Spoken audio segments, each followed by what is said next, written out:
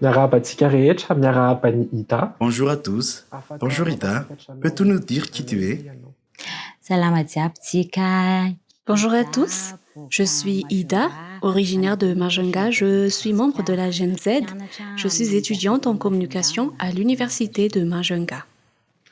Raha tsy ahivina ny tantaram-pirenena nanomboka Si l'on se réfère à l'histoire du pays, à partir du 25 septembre 2025, on a vu apparaître différents mouvements, appelés mouvements Gen Z Madagascar. On a également observé auparavant à l'étranger un mouvement portant le nom de mouvement Gen Z.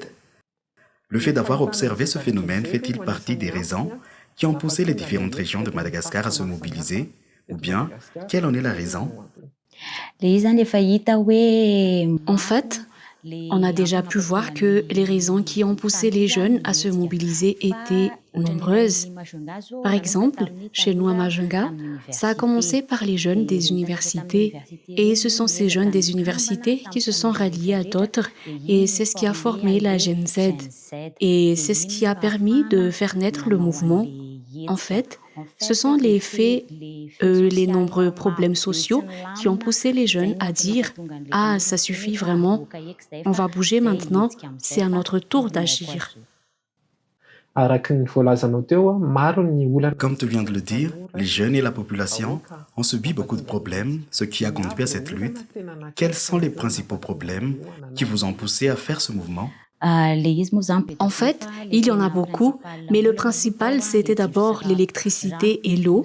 C'est surtout le problème d'eau, car au campus, il n'y en a presque jamais. Il arrive même qu'on doive aller en chercher en périphérie.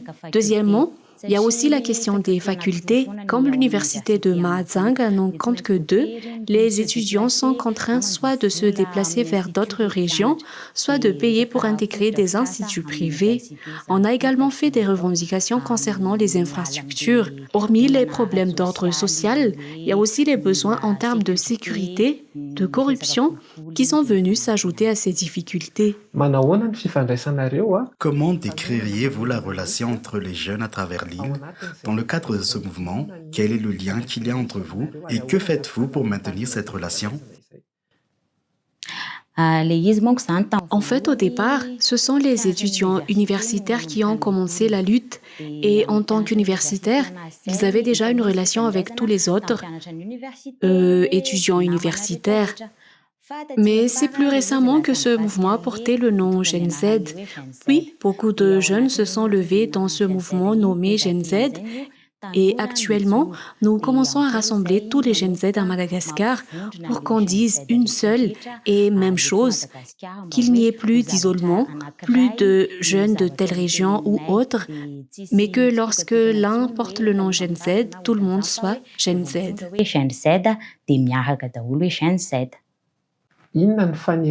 Quels sont les désirs ou les souhaits des jeunes malgaches actuels pour leur futur?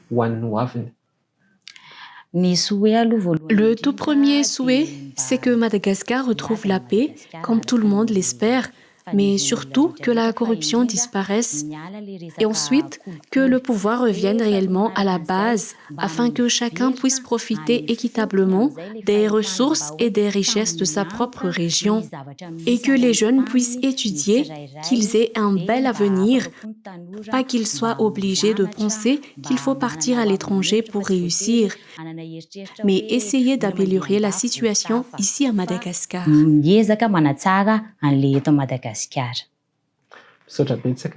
Merci beaucoup Ida pour ce partage et cette discussion qu'on a eue. Merci à tous d'avoir écouté jusqu'à la fin, regardé jusqu'à la fin.